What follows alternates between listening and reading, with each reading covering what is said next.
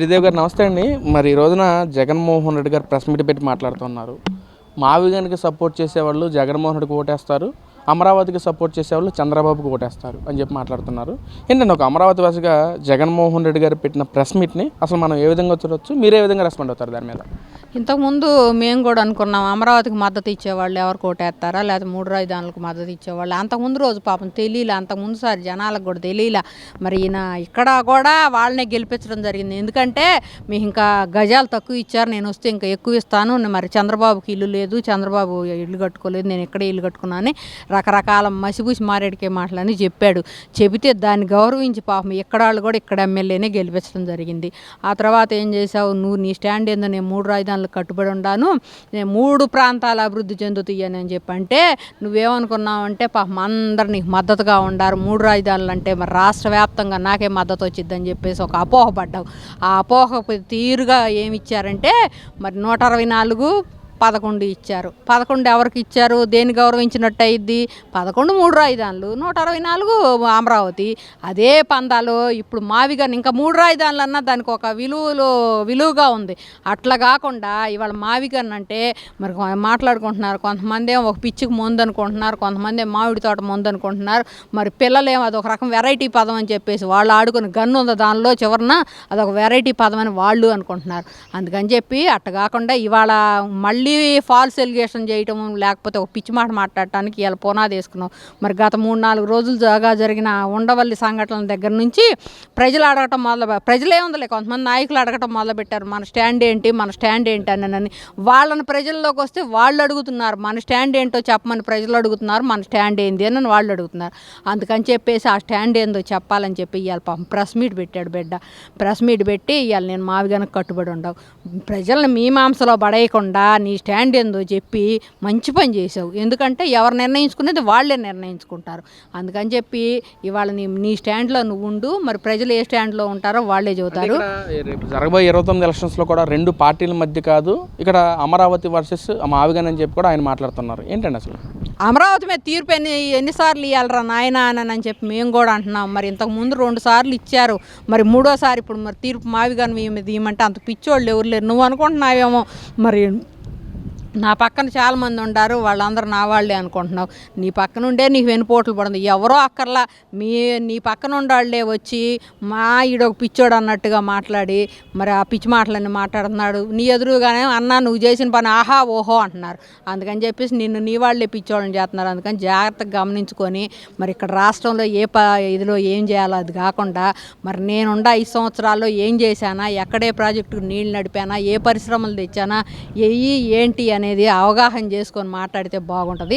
అట్ట కాకుండా ఇవాళ ఏంటంటే ఒక వెలుగొండ ప్రాజెక్టుని డైవర్షన్ చేయడానికి, ఒక సాయికృష్ణ మర్డర్ కేసు చేయడానికి మరి ఈ రకంగా చేసి మరి పెనమాక రైతులకు మేము మద్దతు అన్నావు. గత 5 సంవత్సరాలు నువ్వు మామూలుగా ఇక్కడక్కడ అధికారంలో ఉండవు, అప్పుడు పిలిపించేసి ఇవ్వనోళ్ళు అందరూ నా మాటకు విలువిచ్చిన వాళ్ళు అని చెప్పేసి వాళ్ళని సరైన న్యాయం ఆ రోజు చేయిపోయావా? అట్ట ఏం చెయ్యకుండా చెందకుండా ప్రతిపక్షంలో కూడా లేని నువ్వు ఇలా ఏదో చేస్తావని వాళ్ళని నమ్మిస్తున్నావంటే నిన్నేమనాలో కూడా మాకే అర్థం కావట్లా. అందుకని చెప్పేసి ప్రజలను కూడా ఎటువంటి మీమాంసలో పెట్టకుండా సరైన అవగాహనతో మాట్లాడితే బాగుంటుంది. నీకు నీ పార్టీకి కూడా కొంత విలువ ఉంటుంది. లేదంటే ఈ ఎలక్షన్ 2029 తోటే నీ పార్టీ అనేది అంతరించిపోవడానికి సిద్ధంగా ఉంటుంది. అంటే ఇక్కడ ఏదైతే మొన్న వైఎస్ఆర్సీపీకి సంబంధించిన నాయకులు సిఆర్డీఏ రక్షణ కమిటీ ఏర్పాటు చేసి వాళ్ళ మీద ఏదైతే మూకుమ్మడిగా దాడి చేశారో ఆ దాడి చేయడానికి ఇక్కడ మనం ఎక్కడ ఉన్నామో జంగిల్ రాజ్యంలో కాదా అని చెప్పి కూడా జగన్మోహన్ రెడ్డి గారు మాట్లాడుతున్నారు. ఏంటండి అసలు మనం జంగిల్ రాజ్యం అంటే ఇంత క్రితం చేసిన పనులు, నువ్వు చేసిన పనులు ఏంటో ఒకసారి గుర్తు తెచ్చుకో. మరి 1631 రోజు అమరావతి రైతుల మీద ఇదే రోడ్డు మీద పోతా కూడా మా ముందుగా పోతా మా కళ్ళు చూస్తే ఏదో అపచారం అన్నట్టుగా మూసిండ కొట్లకు దండాలు పెట్టుకుంటా నీ ఇష్టం వచ్చినట్టు చేసావు. అదన్నా నీకు గుర్తుందా? అదేం కాకుండా ఏంటో ఏదో ఏం మాట్లాడుతున్నానో ఏం చేస్తున్నానో తెలియదు, మా మీద దాడి జరిగింది, మా మీద హత్యా ప్రయత్నం జరిగింది, పాప నిన్న దేవినేని అవినాష్ మళ్ళీ వస్తానని చెప్పి ప్రతిజ్ఞలు చేస్తున్నాడు. ఇవాళ పని ఎట్టుందంటే చెయ్యాలి చెల్లికి మళ్ళీ మళ్ళీ పెళ్ళి అన్నట్టుగా చేస్తున్నారు. ఆ పెళ్లి చేసే పనుల్లో మీరు ఎంత అటర్ఫ్లాప్ అవుతున్నారో జనం చూస్తున్నారు.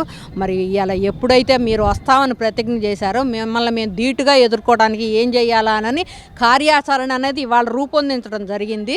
మీరు వచ్చినప్పుడు మీకు తగిన సమాధానం ఏం చెప్పాలో మేము కూడా సిద్ధంగానే ఉండాం.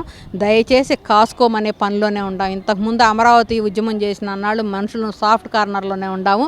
ఈ అమరావతి రైతులు అనేది ఇంక 2 సంవత్సరాల నుంచి ప్రశాంతంగా ఉండారు. వీళ్ళు ప్రశాంతంగా ఉంటే వీళ్ళు హెల్దీగా ఉంటున్నారు. అందుకని చెప్పేసి వీళ్ళని ఏ రకంగా అయితే అన్హెల్దీ చేయాలని చెప్పేసి నువ్వు పూనుకున్నావు, నిన్ను అన్హెల్దీ చేసి ఇంట్లో కూర్చోబెడతానికి మేము సిద్ధంగా ఉండాం.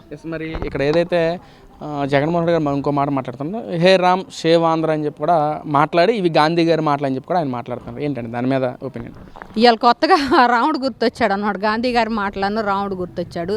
అమరావతి ఉద్యమం జరిగిందే గాంధీవాదంతో జరిగింది. ఎక్కడ అహింసకు చోటు ఇవ్వకుండా మేము చేసిందే అది. మేము కూడా ఇవాళ అనుకుంటున్నాము సేవ్ అమరావతి సేవ్ ఆంధ్రప్రదేశ్ అని మా ఉద్యమంలో ఒక నినాదమే ఉంది. అదే సేవ్ ఆంధ్రప్రదేశ్ని సేవ్ చేయడం కోసం అని చెప్పేసి మేము కూడా మీలాంటి దుష్ట చతుష్టయాన్ని కూడా సమూలంగా నాశనం చేయడానికి అనేది కంకణం కట్టుకున్నాము. ఆంధ్రప్రదేశ్ ఇక గత కొన్ని సంవత్సరాలుగా సుభిక్షంగా ఉంటుంది, ఇక అభివృద్ధి పాదంలో నడుస్తుంది. ఇవన్నీ మేము చూడలేము. ఇవాళ మేము వస్తామని అని చెబుతున్నారు.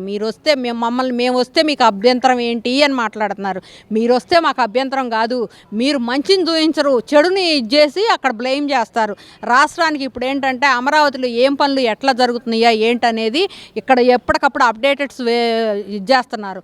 అవన్నీ చూస్తున్నారు ప్రజలు, ఇక్కడ ఏం జరుగుతుందో తెలుసుకుంటున్నారు అని చెప్పేసి వాళ్ళకి మరి ఆ అనుమానాన్ని క్రియేట్ చేయడం కోసం ఎక్కడైతే పనులు జరగట్లేదో ఆ ప్రాంతాల వరకు చూయించేసి పనులు జరిగే చోట చూయించకుండా అట్లా చేస్తుంటే నిన్ను మాత్రం మేము నమ్మే పరిస్థితులు ఏమో నీ కీలేరుకి వాత పెట్టడానికి మేమైతే సిద్ధంగా ఉంటాం. మేడం ఫైనల్గా ఒక క్వశ్చన్, ఏదైతే జగన్మోహన్ రెడ్డి గారు మాట్లాడుతున్నారు 2029 ఎలక్షన్స్ గురించి, మావిగానికి సపోర్ట్ చేసేవాళ్ళు జగన్కి ఓటేస్తారు, చంద్రబాబుకి సపోర్ట్ చేసి అమరావతికి సపోర్ట్ చేసి చంద్రబాబు ఓటేస్తారని చెప్పి అంటున్నారు కదా. ఏంటి అసలు ప్రజా తీర్పు ఎవరి పక్షాన ఉండబోతుంది? ఏదైతే మన జగన్మోహన్ రెడ్డి గారు 11 సీట్లు ఇచ్చారో మరి ఈసారి ఎన్ని సీట్లు వస్తాయి అనుకోవచ్చు? అసలు ఇంతకుముందు వాళ్ళ పార్టీ పర్సంటేజ్ అంతా 40% ఉందని అన్నారు. ఆ 40%కి 14% తెచ్చుకోదలుచుకొనే ఇవాళ మావి కనుక నేను ప్రపోజల్ చేస్తున్నానని అన్నాడు. దయచేసి ఆ 14% అన్న నిలుపుకోండి. అట్లా కాకుండా మరి 4%కి వచ్చే దుస్థితి ఇంకా కూడా తెచ్చుకోబాకండి. ఇట్లాంటి పిచ్చి పిచ్చి వాగుల్లో అడిగితే 4%కి కూడా వస్తాయి. అది గుర్తుపెట్టుకొని మాట్లాడండి.